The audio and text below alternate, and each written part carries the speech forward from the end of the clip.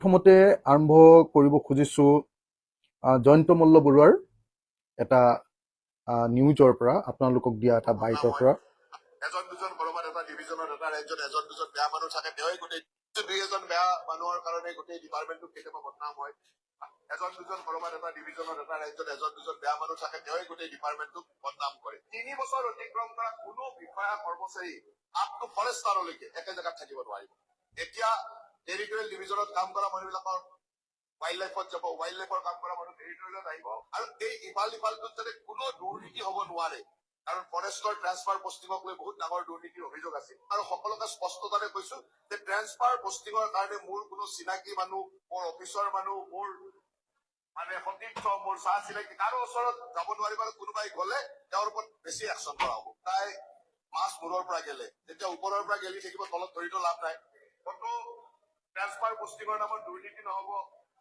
Transparent কাম কৰিব লাগিব মানে আমাৰ ৰাজহ বৃদ্ধিৰ কাৰণে কাম কৰিব লাগিব ব্যক্তিগত ৰাজহৰ কাৰণে কাম কৰিব নোৱাৰিব এতিয়া এই সম্পৰ্কে মই কথা কোৱাৰ আগতে তেখেতৰ এটা বক্তব্য মই আপোনালোকক দেখুৱাই লওঁ যে তেখেতে কৈছে যে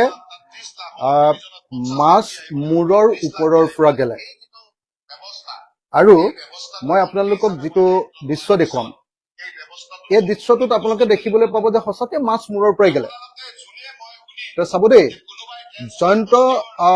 জয়ন্ত মল্ল বৰুৱাই যি বক্তব্য দাঙি ধৰি আছে কালি লাইভত দেখুৱাই আছে তেওঁ জয়ন্ত মল্ল বৰুৱাই তাৰমানে মানে যি বক্তব্য দাঙি ধৰি আছিলে সেই বক্তব্য তেওঁ দাঙি ধৰি থাকোতে তাৰ কাষত যিজন মানুহ আছে দেখিছেনে একদম জয়ন্ত মল্ল বৰুৱাৰ কাষত সোঁ চাইডে থকা মানুহজন দেখিছেনে তেখেতৰ নাম এম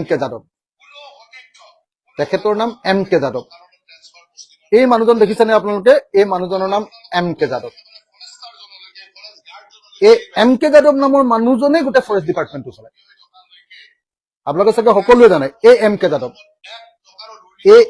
কে যাদৱ নামৰ মানুহজনে আচলতে গোটেই ফৰেষ্ট ডিপাৰ্টমেণ্টটো চলায় আৰু কালি সঁচাকে হেৰিয়ে এটা কথা কৈছে যে সদায় মাছ মূৰৰ ওপৰৰ পৰা গেলে আৰু গোটেই ফৰেষ্ট ডিপাৰ্টমেণ্টটো গেলোৱাৰ প্ৰধান মানুহজনে হ'ল এম কে যাদৱ আৰু সেই এম কে যাদৱক লগত লৈ এম কে যাদৱক কাষত বহুৱাই কালি মানে গোটেই ফৰেষ্ট ডিপাৰ্টমেণ্টৰ অফিচাৰসকলক যিটো ধমকি দি আছে জয়ন্ত মল্ল বৰুৱাই ফৰেষ্ট মিনিষ্টাৰে কৈ আছে যে কোনো মানুহে 3 বছৰতকে বেছি এটা পোষ্টত থাকিব নোৱাৰিব এটা ঠাইত থাকিব নোৱাৰিব কিন্তু এম কে যাদৱ নামৰ মানুহজনে 2024 চনৰ 29 ফেব্ৰুৱাৰী নাথাকে দেই সাধাৰণতে কেতিয়াবা 4 বছৰ মূৰত হয় এইটো কি লিপ ইয়াৰ কয় ন লিপ ইয়াৰ হয় সেইকাৰণে কোনোবাই ভাবিব পাৰে যে এই 29 ফেব্ৰুৱাৰী বুলি কৈছে এইটো ভুল মানে এইটো নহয় 2024 চনৰ 29 ফেব্ৰুৱাৰীৰ দিনা এম কে যাদৱে অসমৰ principal chief conservator of forest বা PCCF হিচাপে অৱসৰ লৈছে তেতিয়া তেওঁক হেড অফ ফৰেষ্ট ফৰ্চ বুলিও কোৱা হৈছিলে তেওঁ 29 ফেব্ৰুৱাৰীত যেতিয়া 29 ফেব্ৰুৱাৰী 2024ত যেতিয়া তেওঁ অৱসৰ ললে 1 মাৰ্চ 2024 তাৰিখৰ পৰা তেওঁক নতুনকে আকৌ এপইণ্টমেণ্ট দিলে special chief secretary of forest for 1 year আৰু যদি এপইণ্টমেণ্ট দিছে মই এপইণ্টমেণ্ট লেটাৰ বিলাক যদি আপোনালোকক দেখুৱাই দিওঁ যোৱা এবাৰ আকৌ নতুন চৰকাৰক এপইণ্টমেণ্ট এটা দিছে সেই এপইণ্টমেণ্ট বিলাক দিওঁতে এই এপইণ্টমেণ্ট লেটাৰ বিলাক যেতিয়া দিছে নহয় এই এপইণ্টমেণ্ট লেটাৰ বিলাক দিওঁতে কি বুলি লিখিছে জানেনে after completion of his present tenure of re-engagement of 28/2/2025 with full financial and administrative power যেতিয়া এজন IFS কেডাৰৰ মানুহক ৰিটায়াৰমেণ্টৰ পাছত আকৌ যেতিয়া এনেকুৱা ধৰণৰ মানে পোষ্টত দিবলগীয়া হয় তেতিয়াহ'লে কি কৰিব লাগে জানেনে তেতিয়াহ'লে প্ৰথম কথা কেবিনেটৰ ডিচিশ্যন হ'ব লাগে অসম চৰকাৰৰ কেবিনেটৰ ডিচিশ্যন হ'ব লাগে অৰ্থাৎ অসমৰ মুখ্যমন্ত্ৰী আৰু কেবিনেটখনে পাছ কৰিব লাগে নাম্বাৰ 1 কেবিনেটখনে এইটো প্ৰুফ কৰিব লাগিব যে তেওঁক দিয়া এপইণ্টমেণ্টটো এইকাৰণেহে দিয়া হৈছে যে অসমত তেনেকুৱা যোগ্য আৰু কোনো ফৰেষ্ট অফিচাৰ নাই। 2, 3 সাধাৰণতে এনেকৈ নন কেডাৰৰ মানুহক যেতিয়া দিয়ে, মানে কেডাৰটো তেওঁ শেষ হ'ল, নন কেডাৰৰ মানুহক দিয়ে, তেতিয়া কেতিয়াও কোনো পধ্যে ফাইনেন্সিয়েল আৰু এডমিনিষ্ট্ৰেটিভ পাৱাৰ দিয়া নহয়। কি দিয়া হয়? তেওঁ এডভাইজৰী ৰোল প্লে কৰিবৰ কাৰণে, উপদেষ্টা ৰূপে বস্তুখিনি দেখুৱাই দিবৰ কাৰণেহে কেৱল দায়িত্ব অৰ্পণ কৰা হয়। কিন্তু আশ্চৰ্যকৰভাৱে এতিয়ালৈকে MK যাদৱৰ এক্সটেনশ্যন 4 বাৰ বৃদ্ধি কৰা হ'ল। 1 মাৰ্চ 2024 স্পেচিয়েল চিফ ছেক্ৰেটাৰী এবছৰৰ বাবে তেওঁক দিয়া হৈছিলে। আকৌ 21-22 ফেব্ৰুৱাৰী 2025 পুনৰ এবছৰৰ বাবে তেওঁক এক্সটেনশ্যন দিলে, অৰ্থাৎ 1 মাৰ্চ 2025 পৰা ফেব্ৰুৱাৰী মাহৰ 28 তাৰিখ 2026লৈকে দিলে।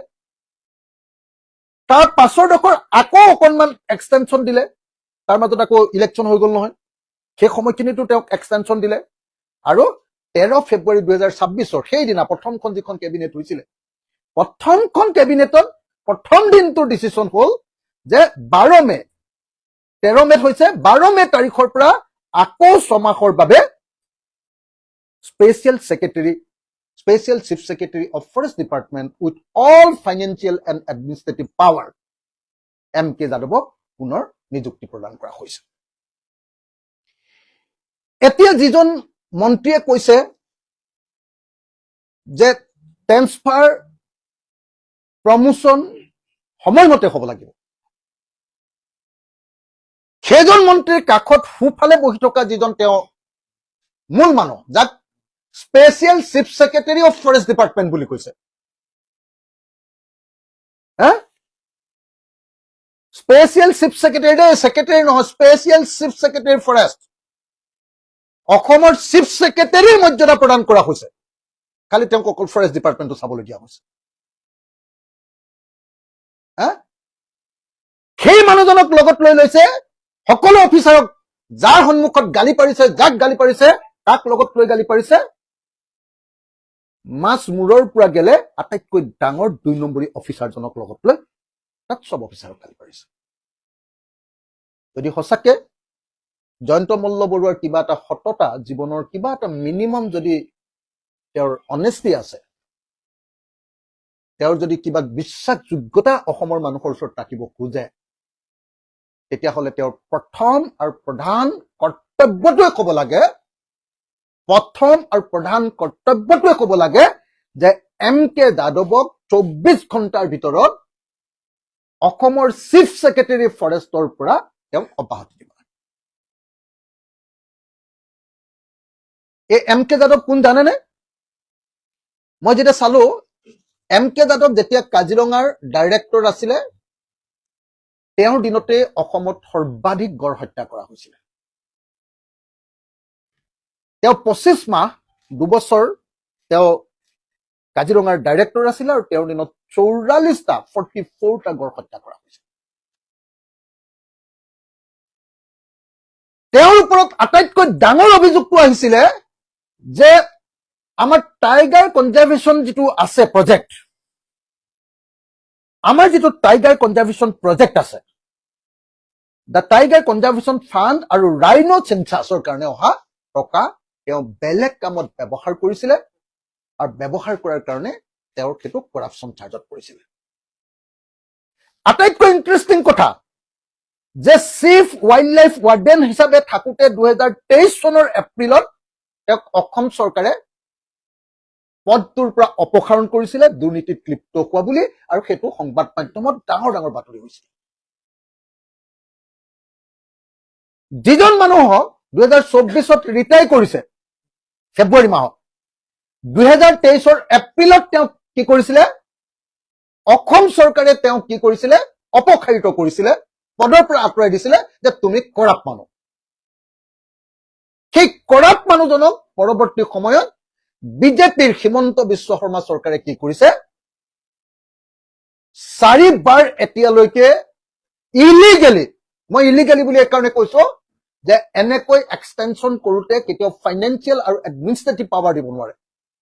কমপ্লিট ইলিগেলি এই মানুহজনক 3 বাৰকৈ স্থলাভিষিক্ত কৰা হৈছে, তেওঁক কামৰ এক্সটেনশ্যন দিয়া হৈছে আৰু তেওঁক অসমৰ চিফ ছেক্ৰেটাৰী বুলি ঘোষণা কৰা হৈছে। আনকি জুলাই মাহৰ 2025 চনৰ জুলাই মাহত union ministry of environment forest and climate change MOEF এই MK যাদৱে ফৰেষ্ট কনজাৰভেশ্যন এক্ট 1980 ভংগ কৰি ফৰেষ্টৰ মাটি আন কামত ব্যৱহাৰ কৰিবলৈ দিয়াৰ কাৰণে চেণ্ট্ৰেল গভৰ্ণমেণ্টে লিগেল একশ্যন ল'বৰ কাৰণে চেণ্ট্ৰেল গভৰ্ণমেণ্টে অসম চৰকাৰৰ ওচৰলৈ কাগজ পঠিয়াইছে জুলাই 25। আনকি তেওঁৰ কাৰ্যকালত তেওঁৰ নিৰ্দেশত আমাৰ গেলেকী ৰিজাৰ্ভ ফৰেষ্টত ভাৰত চৰকাৰৰ অনুমতি নোহোৱাকৈ ফৰেষ্টৰ মাটি ডি ৰিজাৰ্ভ কৰাৰ কাৰণে বেলেগ কামত ফৰেষ্টৰ বাহিৰে বেলেগ কামত ব্যৱহাৰ কৰাৰ কাৰণেও তেওঁ চেণ্ট্ৰেল গভৰ্ণমেণ্টে সকিয়নি দিছিল আৰু তেওঁৰ ওপৰত একশ্যন ল'বৰ কাৰণে নিৰ্দেশ দিছিল। আটাইতকৈ ইণ্টাৰেষ্টিং কথাটো হ'ল MK যাদৱক কিয় ৰাখিছে? সকলোৱে জানে যে আজিৰ দিনটোত অসমৰ ফৰেষ্ট ডিপাৰ্টমেণ্টটো MK যাদৱৰ ব্যক্তিগত সম্পত্তি। অসমৰ সকলো মানুহে জানে যি খবৰ ৰাখে যে MK যাদৱৰ নেতৃত্বতে অসমত সকলো ফৰেষ্ট ডিপাৰ্টমেণ্টৰ কেলেংকাৰীবিলাক সংগঠিত। কালি মন্ত্ৰীয়ে কৈছে যে যি ডিপাৰ্টমেণ্টত 1500 কোটি টকাৰ টেক্স আহিব লাগে, কি কয় আপোনাৰ ৰয়েলটি, নন টেক্স ৰেভিনিউ বুলি তাক কয়, যি ডিপাৰ্টমেণ্টত 1500 কোটি টকাৰ টেক্স আহিব লাগে তাত 500 কোটি টকা আহিছে, তাৰমানে 1000 কোটি টকা MK যাদৱৰ নেতৃত্বত ঘোটালা কৰি থকা হৈছে প্ৰত্যেক বছৰে। ফৰেষ্ট ডিপাৰ্টমেণ্টত 1000 কোটি টকাৰ ঘোটালা কৰি থকা হৈছে, এইটো কালি মন্ত্ৰীয়ে কৈ আছে। মইতো ভাবো যে 1500 কোটি টকা নহয়, মিনিমাম 3000 কোটি টকা ফৰেষ্ট ডিপাৰ্টমেণ্টৰ পৰা আমি ৰয়েলিটি পাব লাগে। বালি, শিল, গছ আৰু এই যে অসমত যে পুৰা 2 নম্বৰী কাঠৰ বিজনেছ চলি আছে, টিম্বাৰ বিজনেছ, এই যে অৰুণাচলৰ পৰা আহে, এই ম্যানমাৰৰ পৰা আহে, থাইলেণ্ডৰ পৰা আহে, এই সমস্ত কেলেংকাৰীৰ এজন প্ৰধান মানুহ হ'ল এই MK যাদৱ। আজি অসমৰ মুখ্যমন্ত্ৰীয়ে জয়ন্ত মল্ল বৰুৱাক অসমৰ চিণ্ডিকেট চলাবৰ কাৰণে দায়িত্ব অৰ্পণ কৰিছে। জয়ন্ত মল্ল বৰুৱাই হাগ্ৰামা মহিলাৰীৰ লগত লগ হৈ অসমলৈ সোমোৱা প্ৰত্যেকখন গাড়ী আৰু অসমৰ পৰা ওলাই যোৱা প্ৰত্যেকখন গাড়ীৰ ওপৰত অবৈধ চিণ্ডিকেট লৈ সমগ্ৰ অসমৰ বস্তুৰ দাম বঢ়াইছে।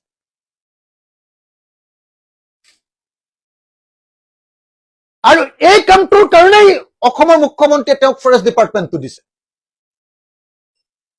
যাতে ফৰেষ্ট ডিপাৰ্টমেণ্টটোৱে জয়ন্ত মল্ল বৰুৱাৰ নেতৃত্বত হাগ্ৰামাৰ সহায়ত ট্ৰান্সপৰ্ট মিনিষ্ট্ৰী দিছে BPFক, আৰু এনেকৈ অসমত ডাঙৰ এটা চিণ্ডিকেট পুৰা প্ৰতি সময়তে চলাই থাকিব পাৰে।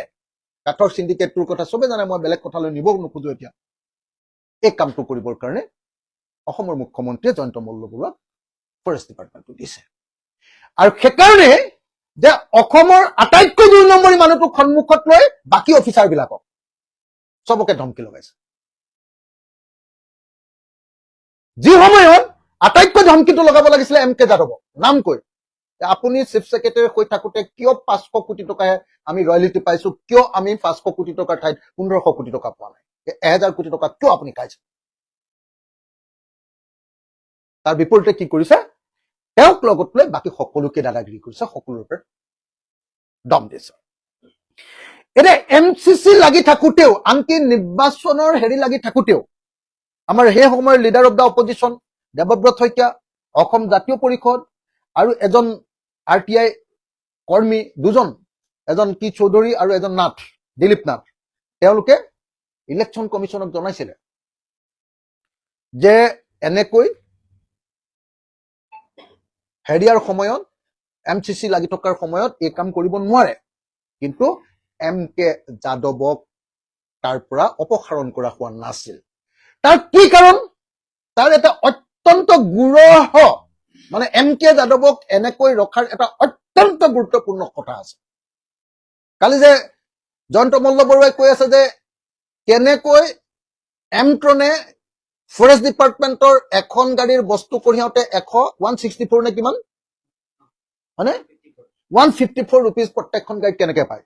এইটো বেলেগ কোনেও সেই ব্যৱস্থা কৰি দিয়া নাই, সেই ব্যৱস্থা কৰি দিছিলে এম কে যাদৱে। কেনেকে? এম কে যাদৱ তেতিয়া এমট্ৰনৰো এসময়ত, আপোনালোকৰ নিশ্চয় মনত আছে যে এমট্ৰনৰ কি আছিলে, তেওঁ চেয়াৰমেন আছিলে, MD আছিলে, মেনেজিং ডাইৰেক্টৰ। আৰু যেতিয়া তেওঁ এমট্ৰনৰ আপোনালোকৰ মনত আছেনে, এমট্ৰন এই যিটো কোম্পানী আমাৰ অসম চৰকাৰৰ, সেই কোম্পানীটোৱে আনন্দৰাম বৰুৱা বঁটাৰ কম্পিউটাৰ বিলাক যোগান ধৰিছিলে। NHMৰ সকলোবিলাক কাম এমট্ৰনৰ জৰিয়তে কৰা হৈছিলে। আৰু অভিযোগ উঠিছিলে যে অসমৰ মুখ্যমন্ত্ৰী হিমন্ত বিশ্ব শৰ্মা এমট্ৰনৰ চেয়াৰমেন হৈ থাকোতে আৰু এওঁ MD হৈ থাকোতে প্ৰথমতে অসমত কি বুলি কয়, এইটো আমাৰ ভোটৰ বাকচটো কি, EVM হেকিং কৰা, EVMত কি কৰে, এইটো ৰিগিং কৰা কামটো এওঁৰ দিনতে, এম কে যাদৱৰ দিনতে আৰম্ভ হৈছিল। সেইকাৰণে অসমৰ মুখ্যমন্ত্ৰীৰ লগত এমট্ৰনৰ সভাপতি যেতিয়া মুখ্যমন্ত্ৰী আছিলে, অধ্যক্ষ এম কে যাদৱ MD আছিলে, আৰু তেতিয়াৰ পৰাই খুব ভাল সম্পৰ্ক আছিলে। তেতিয়াৰ পৰাই এমট্ৰনক NHMৰ কাম দিছিলে, আনন্দৰাম বৰুৱা আমাৰ ল'ৰা ছোৱালীবিলাকক কম্পিউটাৰ দিয়াৰ কামবিলাক দিছিলে, আৰু তেতিয়াৰ পৰাই অসমৰ মুখ্যমন্ত্ৰীৰ লগত এই যোগাযোগৰ জৰিয়তে তেওঁ সম্পৰ্ক হৈছিলে। আৰু তেতিয়াৰ পৰা এতিয়া পৰ্যন্ত এমট্ৰনৰ MD এম কে যাদৱক এনেকৈ ফৰেষ্ট ডিপাৰ্টমেণ্টৰ লগত লটকাই ৰখা হৈছে। সেইকাৰণে মই এই মুহূৰ্তত ৰাইজৰ দলৰ সভাপতি হিচাপে দাবী উত্থাপন কৰিব খুজিছো যে 24 ঘণ্টাৰ ভিতৰত এম কে যাদৱক কামৰ পৰা অব্যাহতি দিয়া হওক। এমট্ৰনে কেনেকৈ পইচা পালে তাৰ ওপৰত তদন্ত কৰা হওক, আৰু এম কে যাদৱৰ এই এক্সটেনশ্যন পিৰিয়ডত, যোৱা 3টা বছৰত এক্সটেনশ্যন পিৰিয়ডত কেনেকৈ ফৰেষ্ট ডিপাৰ্টমেণ্টত আমাৰ ৰেভিনিউ 1500 কোটি টকাৰ পৰিৱৰ্তে মাত্ৰ 500 কোটি টকা আহিলে, অৰ্থাৎ 1000 কোটি টকাকে এই এম কে যাদৱৰ নেতৃত্বত লুণ্ঠন হৈছে, তাৰ ওপৰত CBI তদন্ত ঘোষণা কৰক। যদি এইটো কৰিব পাৰে, চাওক দেই, এইবিলাক হ'ল গোটেইবিলাক এম কে যাদৱৰ এপইণ্টমেণ্ট লেটাৰ। লাষ্টৰ এপইণ্টমেণ্ট লেটাৰখনত চহী কৰিছে Himanta Kumar Das, Secretary of the Government of Assam Personnel Department, dated Dispur the 14th May 2026.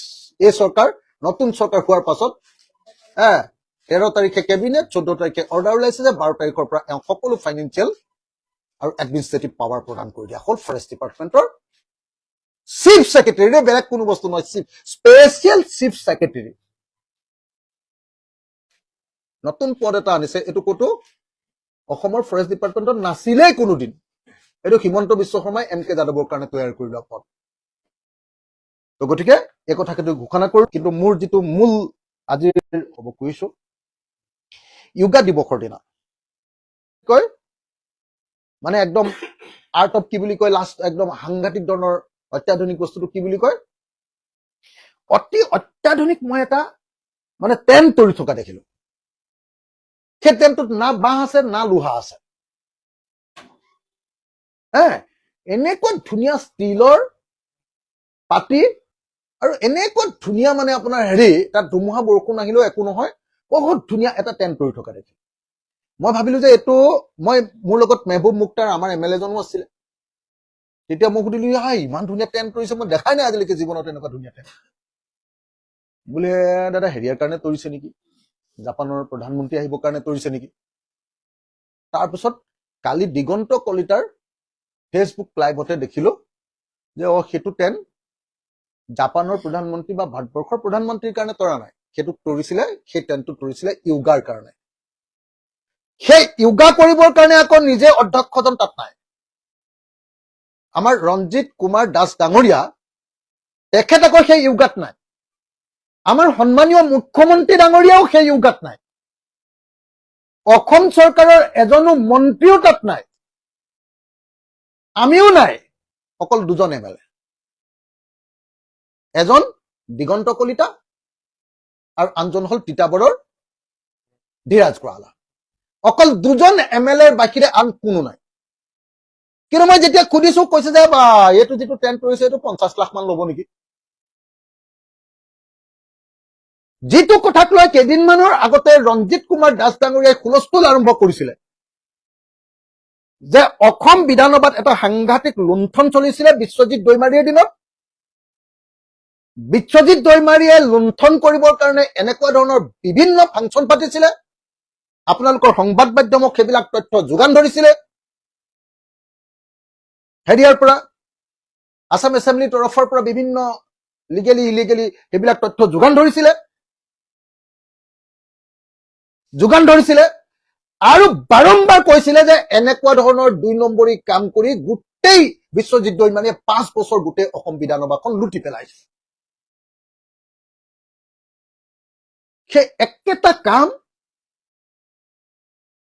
আমাৰ নতুন যিজন অধ্যক্ষ আহিলে ৰঞ্জিত কুমাৰ দাস ডাঙৰীয়াৰ কাৰ্যকালতো য়োগা দিৱসৰ দিনাৰ পৰা আৰম্ভ হৈ গল।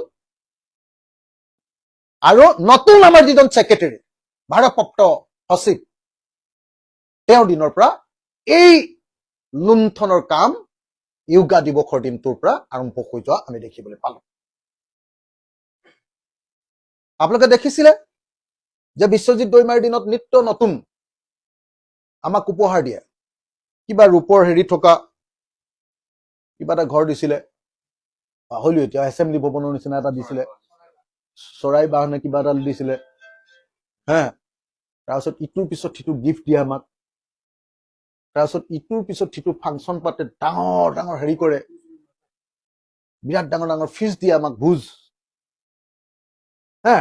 আমি চবেই কথা পাতি থাকো MLA বিলাকে, সেইটো অধ্যক্ষই লুটিবৰ কাৰণে এইবিলাক চবেই কথা পাতি থাকো আমি, চব মানুহ মানে বিৰোধী বা শাসকীয় চব দলৰ বিধায়ক বিলাকে আমি কথা পাতি থাকো, বিশ্বজিৎ দৈমাৰীয়ে মন্ত্ৰী নাপায়, পুৰা লুটি দিছে হেৰি বিধানসভা। একে লুণ্ঠন আৰম্ভ কৰি দিলে এতিয়া ৰঞ্জিত কুমাৰ দাস ডাঙৰীয়াৰ দিনত, একে লুণ্ঠন আৰম্ভ কৰি দিলে। আগতে এই পেগু বুলি মানুহজনক কবলৈ চেষ্টা কৰিছিলে ন, পেগু ডাঙৰীয়াক। এতিয়া আকৌ নতুন যিজন সচিব আহিলে তেওঁৰ দিনত একেই কাম আৰম্ভ কৰি দিলে।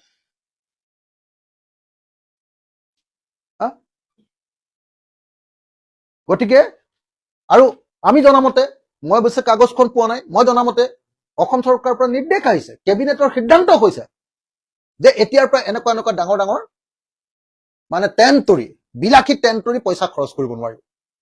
মইতো এইকেইদিন দেখি আছো, আজিৰ দিনটোলৈকে অসম বিধানসভাৰ MLA হিচাপে মোক দৰমহাই দিয়া নাই।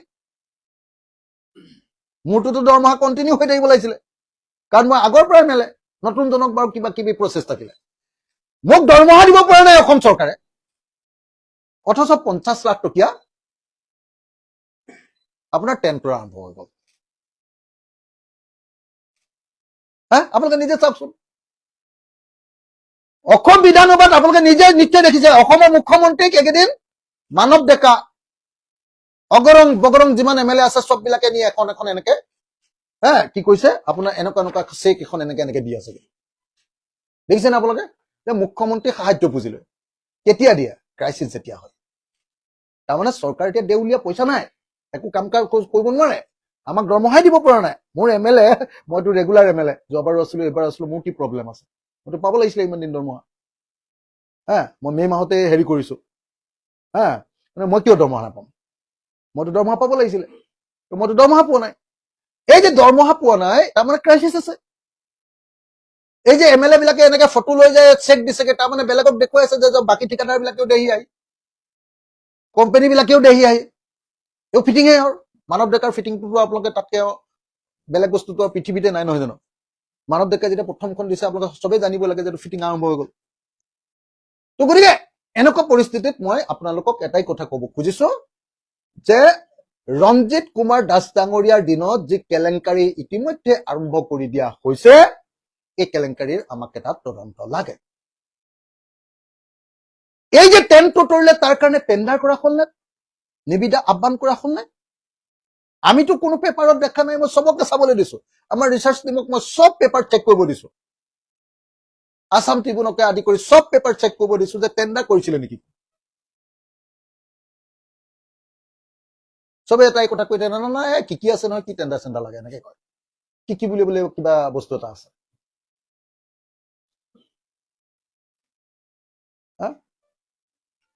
তো গতিকে মই আপোনালোকক ক'ব খুজিছো যে অসম বিধানসভাত কেলেংকাৰী আৰম্ভ হৈ গ'ল। বিশ্বজিৎ দৈমাৰীৰ যি কেলেংকাৰী, সেই কেলেংকাৰীৰ পুনৰাবৃত্তি পুনৰ আৰম্ভ হৈ গৈছে। আৰু যোৱাবাৰ মই প্ৰথম বিধায়ক হিচাপে আৰু বহুদিন আন্দোলন কৰি আহিছিলো কাৰণে অলপ মই ঢিলাঢিলি অলপ হেমেকা ভূমিকা পালন কৰি আহিছিলো। কিন্তু এইবাৰ চৰকাৰৰ প্ৰত্যেকটো কৰাপশ্যন, প্ৰত্যেকটো দুৰ্নীতি, প্ৰত্যেকটো কেলেংকাৰী, প্ৰত্যেকটো অনিয়ম এটা এটাকৈ এইবাৰ ধৰা হ'ব। বিধানসভাৰ ভিতৰতো ধৰা হ'ব, বিধানসভাৰ বাহিৰতো ধৰা হ'ব। এইবাৰ চৰকাৰৰ দুৰ্নীতিৰ বিৰুদ্ধে কঠোৰতম ব্যৱস্থা আমাৰ দলৰ তৰফৰ পৰা লোৱা হ'ব। মইতো আপোনালোকক আহ্বান জনাওঁ, অসমবাসী ৰাইজক, যে কোনোবাই যদি কোনোবা ডিপাৰ্টমেণ্টৰ ডাঙৰ কেলেংকাৰীৰ বিষয়ে জানে, যিটো কেলেংকাৰীয়ে অসমৰ জনগণৰ যথেষ্ট ক্ষতি কৰিছে, অসমৰ ৰাজহুৱা ধনৰ লোকচান কৰিছে, তেনেকুৱা ধৰণৰ যদি আপোনালোকে কেলেংকাৰী জানে, মোক ৰাইজৰ দলৰ সভাপতি হিচাপে আপোনালোকে দিব পাৰে। মোৰ হোৱাটছএপ নাম্বাৰটো হ'ল 8822424271। আকৌ এবাৰ কৈ দিছো, এই হোৱাটছএপ নাম্বাৰত আপোনালোকে মোক অসম চৰকাৰৰ সকলো কেলেংকাৰীৰ তথ্য দিব পাৰিব। মোৰ হোৱাটছএপ নাম্বাৰটো হ'ল 8822424271। বহুতে ভাবে যে নাই অখিল গগৈ আকৌ কৈ দিয়ে নেকি চ'ৰ্চটো। মই পৃথিৱীত কেতিয়াও কোনো চ'ৰ্চৰ কথা নকওঁ, মই উল্টাকে কৈ দিওঁ যাতে কোনোদিন সেই চ'ৰ্চটোৰ কথা কোনো ভাবিব নোৱাৰে। মই যাৰ পৰা তথ্য পাওঁ তেওঁ সম্পৰ্কে 100% গোপনীয়তা ৰক্ষা কৰোঁ, 100% গোপনীয়তা ৰক্ষা কৰোঁ। গতিকে আপোনালোকৰ তথ্যবিলাকো সম্পূৰ্ণৰূপে, তথ্যবিলাকৰ মানে আপুনি যে যোগান ধৰিছে সেইটো সম্পূৰ্ণৰূপে গোপনীয়তা ৰক্ষা কৰা হ'ব। আপোনালোকে মাত্ৰ তথ্য দিয়ক। এইবাৰ অসম চৰকাৰৰ প্ৰত্যেকটো চিণ্ডিকেটৰ কাহিনী, প্ৰত্যেকটো কেলেংকাৰীৰ কাহিনী, প্ৰত্যেকটো 2 নম্বৰী কাহিনী এইবাৰ ধৰা হ'ব। আৰু সেইকাৰণে মই আপোনালোকক সহযোগিতা আগবঢ়াবৰ কাৰণে আহ্বান জনাইছো।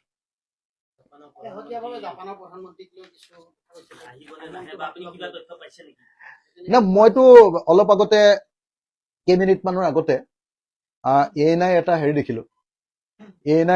হেৰি দেখিলো, তাত কৈছে যে মানে ইয়াত অসমৰ কেইজনমান চব 2 নম্বৰী সাংবাদিক, বাৰু কেইজনমান সাংবাদিকে কৈছে যে এই আন্দোলন কৰাৰ কাৰণে জাপানৰ প্ৰধানমন্ত্ৰী নাহে। আন্দোলন কৰাৰ কাৰণে নহয়, ইয়াত একদম ক্লিয়াৰ কৈ দিছে, নেশ্যনেল নিউজত ANIত আহি গৈছে যে জাপানৰ প্ৰধানমন্ত্ৰীৰ টাইট শিডিউল আছে। তেওঁৰ জাপানত কেইবাটাও দৰকাৰী প্ৰগ্ৰেম ওলাইছে, যাৰ কাৰণে তেওঁ কি কৈছে, অলপ কি কয়, ভাৰতলৈ আহি অকল কেপিটেলতহে, দিল্লীতহে অকল প্ৰগ্ৰেম কৰি ঘূৰি যোৱাৰ চিন্তা কৰিছে। আমাৰ নগৈ গগৈৰ বাতৰি পোৱা আৰু হিমন্ত বিশ্ব শৰ্মাৰ ভৰি মালিচ কৰি থকা সাংবাদিক কেইটামানে লিখিয়ে দিলে একদম গোটেই হুলস্থুল। বোলে আন্দোলনকাৰী বিলাকৰ কাৰণে কি নাম আছিলে ছবি অঁকা মাৰ্চেল বৰুৱাৰ কাৰণে বোলে এইবাৰ নাহিলে। কোনোবাইতো কৈছে বোলে এই কৃষক মুক্তিৰ কাৰণে ৰাইজৰ দলৰ কাৰণে নাহে। হেৰ বাপুহঁত, ততে এইটো অকণ চাই ল'বিচোন। ইয়াত কি লিখিছে, in view of this and the additional logistic issues connected to a visit outside the capital, the visit is likely to be held in Delhi. Clearly কৈছে, given PM Takaichi's domestic commitment, শুনি ল'ব দেই, টাকাইচিছ ঘৰুৱা নিজৰ ৰাজ্যখনত কিছুমান, নিজৰ দেশখনত কিছুমান কমিটমেণ্ট আছে, কাৰ্যসূচী আছে। The window between her proposed arrival in India and her departure is quite tight. গতিকে অহাটো আৰু যোৱাটো বৰ টাইট প্ৰগ্ৰেমত আহিছে।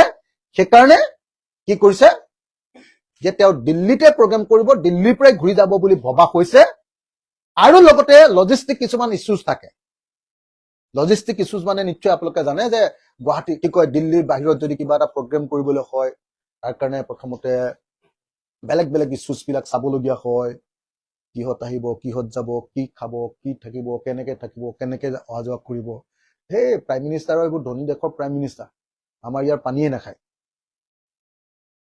নিশ্চয় আপোনালোকে জানে আমেৰিকাৰ প্ৰাইম মিনিষ্টাৰ আহিলে প্ৰেচিডেণ্ট আহিলে সদায় আমেৰিকাৰ পৰা পানী লৈ আহে আমাৰ ইয়াত এক টোপালো পানী নাখায় জানে নহয় ভাত খোৱাটো বাদেই দিয়ক আনকি পায়খানা কৰি শৌচটো আমাৰ ইয়াত পেলাই থৈ নাযায় শৌচটো আকৌ ব্ৰিফকেছত ভৰাই লৈ যায় গতিকে চব বেছি চাই মেলিহে গোটেই বস্তুবিলাক লয় আমি কিন্তু অহাটো বিচাৰিছিলো দেই মই অন্ততঃ ব্যক্তিগতভাৱে জাপানৰ প্ৰধানমন্ত্ৰী অহাটো বিচাৰিছিলো আৰু যোৱাবাৰো কা আন্দোলনৰ সময়ত জাপানৰ প্ৰধানমন্ত্ৰী অহাৰ কথা আছিলে আহিবলৈ নোহাৰ কাৰণে সদায় মোকে দুখ দি থাকে কয় যে ইমান বস্তু দিলেহেঁতেন বিধানসভাতে মোক কয় বোলে ইমান বস্তু জাপানৰ প্ৰধানমন্ত্ৰীয়ে দিলেহেঁতেন একদম অসমৰ নিবনুৱা সমস্যা বহুত কমিলেহেঁতেন বহুত ইণ্ডাষ্ট্ৰী দিলেহেঁতেন মই কৈছো পৃথিৱীৰ কোন দেশে কাক আহি কোন প্ৰধানমন্ত্ৰীয়ে এনেকে ইণ্ডাষ্ট্ৰী দি আমাৰ নিচিনা দুখীয়া ৰাজ্য এখনক ধনী কৰি থৈ গৈছে কিমানটা কাম দিছে এনেকে জাপানৰ প্ৰধানমন্ত্ৰীটো বাদ দিয়ক আমেৰিকাই আহি কিটো দিছে আমেৰিকাৰ পাছত ধনী দেশখন চীন হা সেইবিলাক দেখে ইউকে কি দিছে আমাক জাপান আহিলে মানে এনেকুৱা জপিয়াই থাকে অহাটো ভাল একেবাৰে ভাল যে জাপানৰ প্ৰধানমন্ত্ৰী আহিব আমেৰিকাৰ ৰাষ্ট্ৰপতি আহক ফ্ৰান্সৰ ৰাষ্ট্ৰপতি আহক আমাৰ মেলনিও আহক মেলনি আহিলেতো আমাৰ ইয়ালৈ আনিলে আৰু বেছি ভাল পাম প্ৰধানমন্ত্ৰীৰ লগত আমাৰ ব্ৰহ্মপুত্ৰৰ পাৰত খোজকাঢ়িব পাৰিব তো আহিলে ভালেই পাম আমি হয় নে নহয় আমি দীঘলীয়াকে চাব পাৰিম আৰু ইয়াত আমাৰ লাইভে হৈ থাকিব লাইভ নোহোৱাখিনিও আমি কিবা কিবি খা খবৰ পাম গতিকে আমাৰতো কোনো আপত্তি কৰিবলগীয়াই নাই মোৰ মতে সঁচাকে কৰিবলগীয়া নাই মানে ভাৰতবৰ্ষৰ প্ৰধানমন্ত্ৰী আহিব আৰু প্ৰধানমন্ত্ৰীৰ লগত কোনোবা ৰাষ্ট্ৰপ্ৰধান আহিব সেইটো সকলো ৰাইজৰ দলৰ বা যিকোনো এজন অসমীয়া মানুহে সেইটো ৱেলকাম কৰে কিন্তু সেইটোক লৈ এটা একদম যে ডাঙৰ এখন মানে হেৰি দেখুৱাই দিয়া যায় মানে পৃথিৱী এখন দেখুৱাই দিয়ে যে জাপানৰ প্ৰধানমন্ত্ৰী আহিলে অসমখন এখন বেলেগ পৃথিৱী হৈ যাব এই বস্তুটোকে আমি খালি অলপ হেৰি কৰো এইবিলাক মিছা কথা এইবিলাক কথা কোৱাটোক মই সেইকাৰণে কৈছিলো যে এইবিলাক কথা প্ৰচাৰ কৰি থকাতকে ঘোঁৰাৰ ঘাস কাটি থকা ঘোঁৰাৰ কাৰণে ঘাঁহ কাটি থকাটো বেছি ভাল কিন্তু জাপানৰ প্ৰধানমন্ত্ৰী অহাটো বিচাৰো আৰু এতিয়াও মই অসমৰ মুখ্যমন্ত্ৰীক আহ্বান জনাওঁ আপুনি ভাৰতবৰ্ষৰ প্ৰধানমন্ত্ৰীৰ লগত কথা পাতক প্লিজ আপুনি আমাক জাপানৰ প্ৰধানমন্ত্ৰী অনাৰ ব্যৱস্থা কৰক কিবা এটা যদি পাওঁ কি বেয়া হয় ইণ্ডাষ্ট্ৰী এটা পালে কি বেয়া হয় আমি দুখীয়া ৰাজ্য গোটেই ডেকা ল'ৰাবিলাক বেংগলোৰত গৈ মৰিছেগে চেন্নাইত গৈ মৰিছেগে গুজৰাটত গৈ মৰিছেগে কেৰেলাত গৈ মৰিছেগে প্ৰত্যেক দিনাই আপুনি চাওকচোন এটা দুটা পাঁচটা ল'ৰা মৰে তাত প্ৰত্যেক দিনাই কি কৰিবলৈ গৈছে 18,000 14,000 টকাৰ চিকিউৰিটি গাৰ্ড বা হোটেলত মৰে সেই কাম কৰিবলৈ গৈ ল'ৰা ছোৱালী মৰি আছে তাত গতিকে ইয়াত যদি এটা ইণ্ডাষ্ট্ৰী হয় বা ইণ্ডাষ্ট্ৰীটো বাদেই দিয়ক অলপ যদি পইচাও দি যায় ডলাৰত যদি কেইটামান পইচাও দি যায় সেইটো যদি গৈ 5,000 কোটি মান টকাও হয়গে সেইটোতো কম কথা নহয় আমাৰ কাৰণে কিন্তু পাব লাগে কিন্তু যি ধৰণে এওঁলোকে প্ৰচাৰ কৰে এইটো অনৰ্থক কথা এটা আৰু সেইকাৰণে মই ANI নিউজটো মানে প্ৰিণ্ট আউট উলিয়াই থৈ দিছো ANI নিউজটোত ক্লিয়াৰলি কৈ দিছে যে জাপানৰ প্ৰধানমন্ত্ৰীয়ে কৈছে যে তেওঁৰ ডমেষ্টিক যিটো প্ৰগ্ৰেম সেইটো বহুত টাইট আছে সেইকাৰণে ইয়ালৈ আহোঁতে আৰু ইয়ালৈ যোৱা কথাটো তেওঁ খুব মিলাইহে আহিব পাৰিব আৰু সেইকাৰণে তেওঁ কৈছে যে তেওঁ দিল্লীতহে প্ৰগ্ৰেম কৰিব কেপিটেলতহে প্ৰগ্ৰেম কৰিব বাহিৰত প্ৰগ্ৰেম কৰা নকৰাটো এতিয়া নিশ্চিত নহয় অৰ্থাৎ গুৱাহাটীলৈ অহা নহাটো নিশ্চিত নহয় সেই কথাটো আকৌ আমাৰ মহামহিম কোনোবা ভূঞা ডাঙৰীয়া কোনোবা এনেকুৱা ধৰণৰ যিবিলাক আমাৰ মানে কি বুলি কয় মানে হেৰিয়াতকে ওপৰত যায় গুচি যায় যে কি কয় কিবা এটা আছে অসমীয়া শব্দ এটা হেৰিয়াতকে ওপৰত গুচি যায় মানে তেল মাৰিবৰ কাৰণে এনেকুৱা এটা লেভেললৈ গুচি যায় নহয় মুখ্যমন্ত্ৰীয়ে যিটো ক'ব মানে তাতকে আৰু 10 গুণ ওপৰত কৈ দিব তাৰমানে কি বুলি কয় এইটো কিবা অসমীয়া এটা জতুৱা ঠাঁচ আছিলে মানে হেৰিয়াক ভাল পাবৰ কাৰণে এই লেভেলৰ কথা কৈ দিয়ে যে মানে মানুহ অসমত কিন্তু জন্ম হৈছে দেই, আৰু বিশেষকৈ আপোনালোকৰ সাংবাদিকৰ মাজত কিন্তু এটা বেছিভাগ সাংবাদিকেই ভাল, শ্ৰদ্ধেয় আৰু ফাইটাৰ, কষ্ট কৰি কাম কৰে। কিন্তু এই মানে সাংবাদিক নহয়, এইটো আচলতে মালিকী সাংবাদিক, অলপ মালিকাই সাংবাদিক কেইজনমান আছে, এইটো সাংবাদিক নহয় একচুৱেলি। এইটো মানে তেওঁলোক এনেকুৱা কিবা এটা চলায়ো লগতে সাংবাদিক আছিলে আগতে, এতিয়া নহয়। এতিয়া বেছিক কামটো হ'ল চৰকাৰৰ লগত দালালি। হা, সেই মানুহকেইটাই এনেকুৱা ধৰণৰ এটা কথা কৈ দিয়ে নহয়, যে মানুহবিলাকে আৰু বহুতে আৰু সেইটোকে আৰু ভাবি থাকে। এইটো নহয়, একদম মিছা কথা। হা, গতিকে মই আপোনালোক সকলোকে, কোনেও যেন আকৌ সেইটোৰ কাৰণে হেৰিয়াক জেললৈ পঠিয়াই লগা ব্যৱস্থা নকৰে আৰু দেই। কি নাম আছিল ল'ৰাটো? মাৰ্চেল বৰুৱা। বেচেৰা মানুহটোৱে কালিৰ পৰা ভয়তে, সেইটো গৈ আজিৰ পৰা ভয়তে ফোন চোন অফ কৰি ক'ৰবাত পলাইছে। এই ল'ৰাটো এনে ছবি এখন আঁকিছে উৎসাহত, হা, ইমান টেনচনত ছবি এখন আঁকিছে, সেইটো মানুহটো এতিয়া এনেই জেলত পঠিয়াই দিব, এতিয়া এনেই মিছা মিছি। এইটো নহ'ব। আৰু তাকতো জেলত পঠিয়ালে বা ময়ো চিএমৰ ঘৰ ওলাই যামগে, সেইটো ঠিক। এইটো নহয়, এনেকে নহয় কথাবিলাক। কিন্তু মাৰ্চেল বৰুৱাই যিখন ফটো আঁকিছে সেইখনক লৈ বিভিন্নজনে কৈছে যে সেইখন জুবিনৰ ফটো নহয়, জুবিনৰ চেহেৰাটোৰ লগত মিল নাই, এনেকুৱা ধৰণৰ কিছুমান কথাও কৈছে। হ'বই নোৱাৰে।